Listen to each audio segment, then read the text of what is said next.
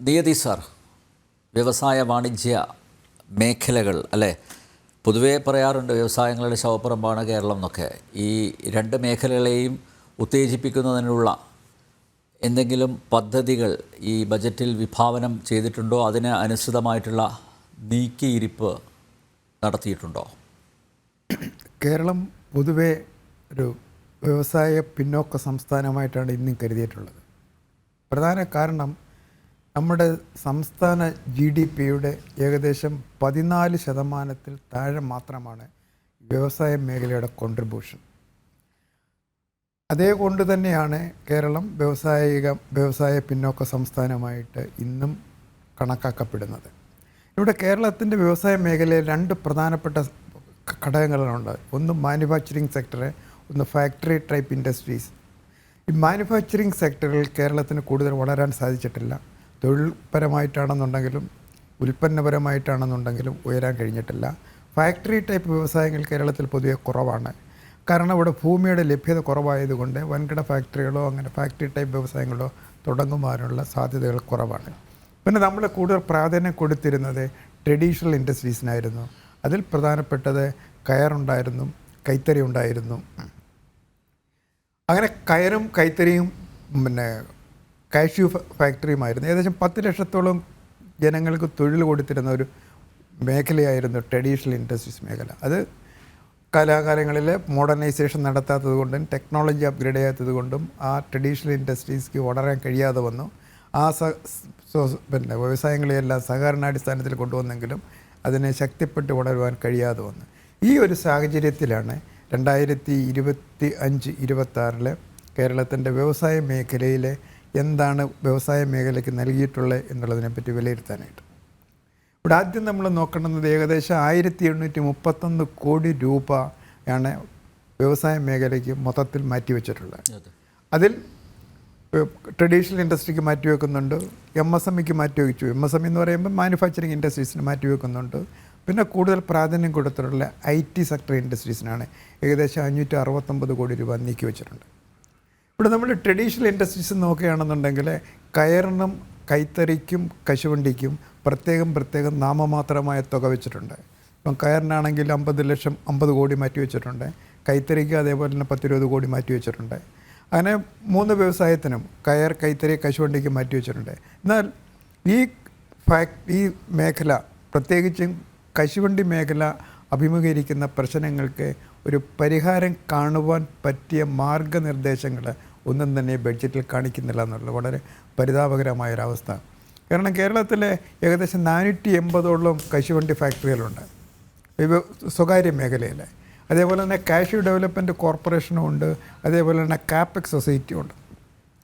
അപ്പോൾ അങ്ങനെ ഈ സർക്കാർ മേഖലയിലുള്ള കാഷ്യൂ ഡെവലപ്മെൻറ്റ് കോർപ്പറേഷനും കാപ്പെക്സിനും മാത്രമേ നാമമാത്രമായിട്ട് തൊഴിൽ കൊടുക്കാൻ കഴിയുന്നുള്ളൂ. സ്വകാര്യ മേഖല മിക്കവാറും അടഞ്ഞു കിടക്കുകയാണ്. പല സ്വകാര്യ വ്യവസായികളും ആത്മഹത്യ ചെയ്തിട്ടുണ്ട്. അങ്ങനെ ആത്മഹത്യയുടെ വക്കിൽ നിൽക്കുകയാണ്.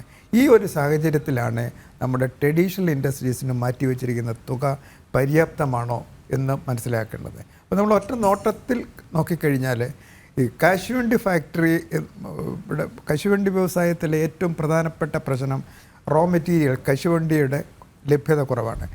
കശുവണ്ടി ഇറക്കുമതി ചെയ്യുന്നതിന് വേണ്ടി ഒരു കാഷ്യൂ ബോർഡ് തന്നെ രൂപീകരിച്ചു.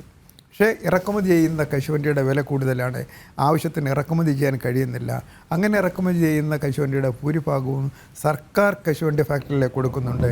സ്വകാര്യ മേഖലയ്ക്ക് ഇവിടെ ഒരു അവഗണനയാണ്.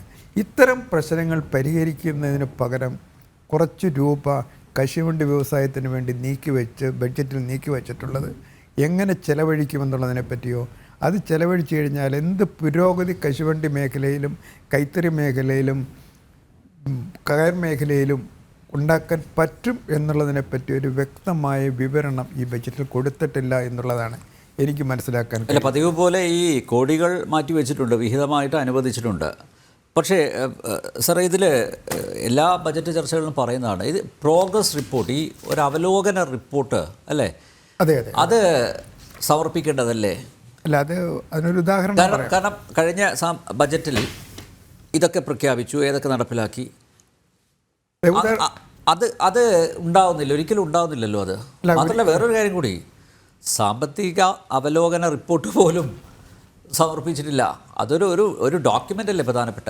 തീർച്ചയായിട്ടും. അതായത് നമ്മൾ ഇപ്പോൾ 2024-25 10 മാസം 11 മാസം കഴിഞ്ഞു.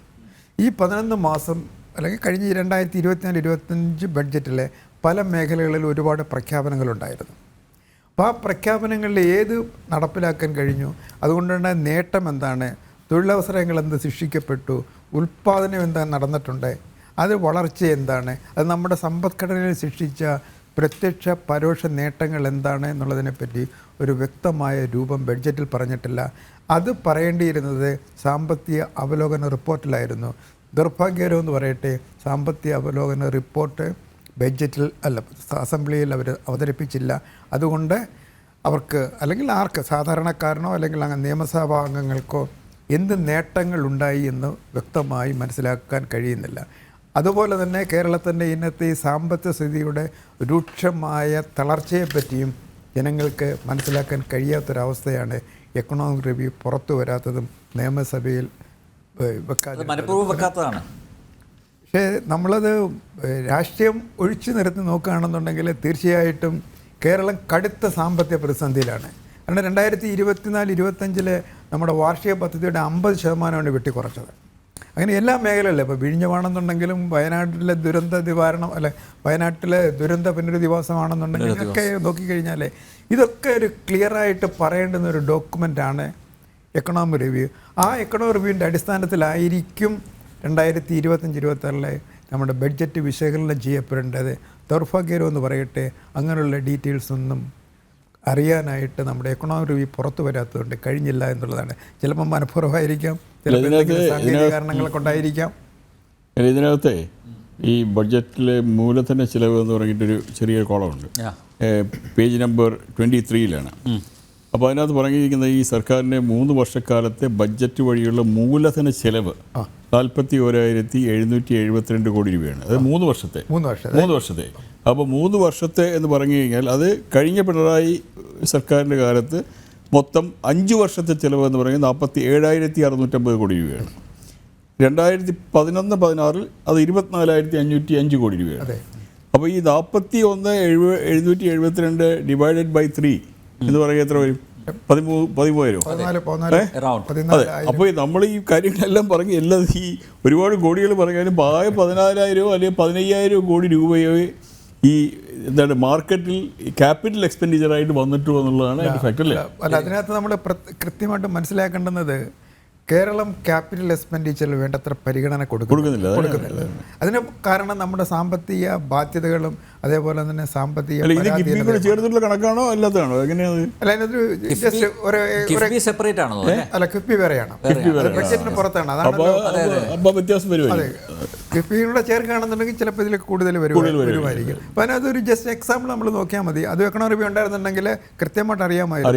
2024-25 നമ്മളുടെ റവന്യൂ, തനത് റവന്യൂ എന്ന് പറയുന്നത് 1,03,00,000 രൂപയാണ്. 1.03 lakh crores ആണ്. അതിൽ 97,000 കോടി രൂപ ശമ്പളം, പെൻഷൻ, പലിശ എന്നിവയ്ക്ക് വേണ്ടി മാത്രം ചെലവഴിക്കണം. ബാക്കി കിട്ടുന്നത് 5,242 കോടി രൂപയാണ് നമ്മുടെ വികസന പ്രവർത്തനങ്ങൾക്ക് വേണ്ടി ഒരു വർഷം മിച്ചം കിട്ടുന്നത്. ഈ 5,000 പക്ഷേ അവകാശപ്പെടുന്നുണ്ടല്ലോ നികുതിയേതര വരുമാനമൊക്കെ വർദ്ധിച്ചു എന്നൊക്കെ. അല്ല, വർദ്ധിച്ച സ്ഥിതിയാണ് പറയുന്നത്. ഇപ്രാവശ്യം 1,75,000 കോടി രൂപ. അതെ, അത് വരുന്നുണ്ട്. അല്ലെ, ഈ 2024-25 നമ്മുടെ ബഡ്ജറ്റ് സൈസ് എന്ന് പറയുന്നത് 171.78 ലക്ഷം കോടി രൂപയാണ്. അതാണ് ഇപ്പോൾ 1.98 ലക്ഷം കോടി രൂപ ആയിട്ട് ഉയർത്തിയിരിക്കുന്നത്. 20,000 കോടി രൂപ ഉയർത്തിയിട്ടുണ്ട്. അത് അത്ഭുതമൊന്നുമില്ല, കാരണം എല്ലാ വർഷവും അങ്ങനെ കൂടി വരുന്നുണ്ട്. 15,000 മുതൽ 25,000 രൂപ വരെ കൂടിയ വർഷങ്ങളുണ്ടായിട്ടുണ്ട്. ഞാൻ പറഞ്ഞു പോകുന്നത് അതല്ല, ഇങ്ങനെ 5,242 കോടി രൂപയുടെ മിച്ചം, തനത് മിച്ചം കൊണ്ട് എങ്ങനെ മൂലധന നിക്ഷേപം നടത്താൻ കഴിയും എന്നുള്ളതാണ് ഒരു പ്രധാന ചോദ്യമായിട്ട് ശേഷിക്കുന്നത്. പിന്നെ എടുക്കാനുള്ളത്, നമുക്ക് വായ്പ എടുക്കാനുള്ള ഇതാണ്. വായ്പ എടുത്തു കഴിഞ്ഞാൽ ഇത് നേരത്തെ പറഞ്ഞതുപോലെ ഇപ്പം തൊഴിലാളി ക്ഷേമ പെൻഷനാണെന്നുണ്ടെങ്കിലും അങ്ങനെയുള്ള ചെറിയ എക്സ്പെൻഡിച്ചർ, റവന്യൂ എക്സ്പെൻഡിച്ചറിന് ചിലവഴിക്കുമോ, മൂലധന നിക്ഷേപത്തിന് ചിലവഴിക്കുമോ എന്നുള്ളതിനെപ്പറ്റി ഒരു വല്ലാത്ത അവസ്ഥയിലാണ് കേരള ഇക്കോണമി. അതുകൊണ്ടാണ് ക്യാപിറ്റൽ എക്സ്പെൻഡിച്ചർ കുറയുന്നത്. പിന്നെ വായ്പ എടുക്കാൻ പോയി കഴിഞ്ഞാലുള്ളതാണ് ഇപ്പം കിഫ്ബി ആണെന്നുണ്ടെങ്കിലും സാമൂഹിക സുരക്ഷാ കമ്പനിയാണെന്നുണ്ടെങ്കിലും എടുക്കുന്ന വായ്പ ബഡ്ജറ്റിൽ ഉൾപ്പെടുത്തണമെന്നും അത് കേരളത്തിൻ്റെ മൊത്തം വായ്പാ പരിധിക്കകത്ത് കൊണ്ടുവരണമെന്നും ഏജ് നിർദ്ദേശത്തിൻ്റെ അടിസ്ഥാനത്തിലാണ് ഗവൺമെൻറ് ഓഫ് ഇന്ത്യ അത് ഗവൺമെൻറ് വായ്പയായിട്ട് വരുന്നതും അങ്ങനെ ഒരു സീലിംഗ് കൊണ്ടുവന്നതും. അവിടെ ഒരു വലിയ ഇതുണ്ടായി. അത് നമ്മൾ മനസ്സിലാക്കേണ്ടുന്നത് ഇപ്പം ഗവൺമെൻറ് ധനകാര്യമന്ത്രി അവകാശപ്പെടുന്നത് നമ്മുടെ റവന്യൂ ഡെഫിസിറ്റും ഫിസിക്കൽ ഡെഫിസിറ്റും കുറഞ്ഞു എന്നുള്ളതാണ്. വിശേഷിച്ചും ഫിസിക്കൽ ഡെഫിസിറ്റ് കുറയാനുള്ള പ്രധാന കാരണം നമ്മുടെ വായ്പാ പരിധി കുറച്ചതുകൊണ്ടാണ്. വായ്പ എടുക്കാനുള്ള അനുവാദം ഗവൺമെൻറ് ഓഫ് ഇന്ത്യ കൊടുക്കാത്തത് കൊണ്ട് അതുകൊണ്ട് നമ്മുടെ വായ്പ കുറഞ്ഞു വന്ന് അതിൻ്റെ അടിസ്ഥാനത്തിൽ ഫിസിക്കൽ ഡെഫിസിറ്റ് കുറഞ്ഞു വന്ന്. പക്ഷേ നമ്മുടെ ധനകാര്യമന്ത്രി പറയുന്നത് ഞങ്ങളുടെ ഭരണകാലത്തെ ഫിസിക്കൽ ഡെഫിസിറ്റ് കുറഞ്ഞു. ഇങ്ങനെയുള്ള വിചിത്രമായ കാര്യങ്ങളാണ് ബഡ്ജറ്റിൽ. ഇപ്പം നമ്മൾ ഇൻഡസ്ട്രിയിലേക്ക് തിരിച്ചു വന്നു കഴിഞ്ഞാൽ 2024-25 നമ്മുടെ ബഡ്ജറ്റിൽ 2 പ്രധാനപ്പെട്ട പ്രഖ്യാപനങ്ങൾ നടന്നു. ഒന്ന്, 3 വർഷം കൊണ്ട് കേരള എക്കോണമിയിലേക്ക് 3 ലക്ഷം കോടി രൂപയുടെ നിക്ഷേപം കൊണ്ടുവരും. അതും പ്രത്യേകിച്ചും വ്യവസായത്തിലാണ് അവർ ഉദ്ദേശിച്ചത്. അങ്ങനെ 2024-25 1 ലക്ഷം കോടി രൂപയുടെ നിക്ഷേപം വരേണ്ടതാണ് സ്വകാര്യ മേഖലയിൽ. പക്ഷേ അത് എന്ത് വന്നില്ലോ എന്നുള്ളതിനെപ്പറ്റി ഒരു വ്യക്തമായൊരു ചിത്രം ധനകാര്യമന്ത്രിക്ക് നമ്മുടെ ബഡ്ജറ്റിൽ കൊടുക്കാൻ കഴിയാതെ വന്നതും വളരെ നിർഭാഗ്യകരമായ ഒരു അവസ്ഥയാണ് കേരള എക്കോണമിയിൽ. അതുപോലെ 2024-25 ബഡ്ജറ്റിൽ ധനകാര്യമന്ത്രി 2 കാര്യങ്ങൾ പറഞ്ഞിരിക്കുന്നു. കേന്ദ്രം തന്നില്ല എന്നുണ്ടെങ്കിൽ ഞങ്ങൾ ബി പ്ലാനിനെ ആലോചിക്കുന്നുള്ളത്. ഇപ്പം ബി പ്ലാൻ എന്താണെന്നുള്ളതിനെപ്പറ്റി ഈ 1 വർഷമായിട്ട് ധനകാര്യമന്ത്രിക്ക് ചിന്തിക്കാൻ കഴിഞ്ഞിട്ടില്ല. എന്താണെന്ന് ജനങ്ങളോട് പറഞ്ഞിട്ടില്ല. ഇപ്പോൾ അതിനെപ്പറ്റി പറയുന്നതുമില്ല. പിന്നെ പറഞ്ഞിരുന്നത് പ്രധാനപ്പെട്ട ഒരു പ്രപ്പോസല് 1970-കളിൽ ചൈന രൂപീകരിച്ച പ്രത്യേക സാമ്പത്തിക സോൺ മേഖല എന്നും പറഞ്ഞൊരു പ്രോജക്റ്റ് ഉണ്ടായിരുന്നു. അത് വിഴിഞ്ഞം പോർട്ടിനോടും അതിനോടനുബന്ധിച്ചും ഇങ്ങനെ സ്പെഷ്യൽ എക്കണോമിക് സോൺ പ്രോജക്റ്റ് കൊണ്ടുവരും. അതനുസരിച്ച് മൂലധന നിക്ഷേപം നടത്തി വരുമാനവും തൊഴിലും സൃഷ്ടിക്കുമെന്ന് പറയുന്നത്. പക്ഷേ അതും നടന്നില്ല. അതിപ്പോഴേ അതിനെപ്പറ്റി ബഡ്ജറ്റിൽ പറയുന്നതുമില്ല. ഇങ്ങനെ നടക്കാൻ പറ്റാത്ത കാര്യങ്ങൾ പ്രഖ്യാപിക്കുകയും അത് നടപ്പിലായോ ഇല്ലയോ എന്ന് അടുത്ത ബഡ്ജറ്റിൽ പറയാതിരിക്കുകയും ചെയ്യുന്ന ഒരു വലിയ പ്രതാപകരമായ ഒരു അവസ്ഥയാണ് കേരള എക്കോണമിയിൽ. ഈ അവസ്ഥയിലാണ് കേരളത്തിൻ്റെ സാമ്പത്തിക സ്ഥിതി രൂക്ഷമായതും. അതിൻ്റെ അടിസ്ഥാനത്തിൽ 2025-26 ബഡ്ജറ്റിൽ വളരെയധികം പ്രഖ്യാപനങ്ങൾ നടത്തി. ഈ പ്രഖ്യാപനങ്ങളൊക്കെ കാണുന്ന അവസരത്തിൽ ഇപ്പോൾ IT സെക്ടറിലാണെന്നുണ്ടെങ്കിലും അതിന് IT സെക്ടറിൽ നമ്മൾ രസകരമായൊരു കാര്യം കാണാൻ കഴിയും. കൊല്ലം ജില്ലയിലെ 2 IT പാർക്കുകൾ സ്ഥാപിക്കുന്നുണ്ട്. ഒന്ന് കൊട്ടാരക്കരയും ഒന്ന് കൊല്ലം ടൗണിലുമാണ്. ആ കൊല്ലം ടൗണിലെ IT പാർക്ക് കോർപ്പറേഷൻ്റെ അനുവാദം കൊടുത്തു കഴിഞ്ഞാൽ അവരുടെ സ്ഥലം കിട്ടുകയാണെന്നുണ്ടെങ്കിൽ അവിടെ തുടങ്ങാമെന്നാണ് പറയുന്നത്. പിന്നെ ഇങ്ങനെ കേരളം മൊത്തം ഇങ്ങനെ പാർക്കുകൾ തുടങ്ങി IT പാർക്കുകൾ തുടങ്ങുമോ എന്ന് പ്രഖ്യാപിക്കുമ്പോൾ ഇന്ന് നിലവിലുള്ള IT പാർക്കുകളുടെ സ്ഥിതി എന്തായിരിക്കും എന്നുള്ളതിനെപ്പറ്റി ഒന്ന് പരിശോധന നടത്തേണ്ടതാണ്. എന്നിട്ട് വേണം വീണ്ടും പ്രഖ്യാപനം. അതേപ്പറ്റി പറഞ്ഞിട്ടില്ല എന്നുള്ളതാണ്. അതെ.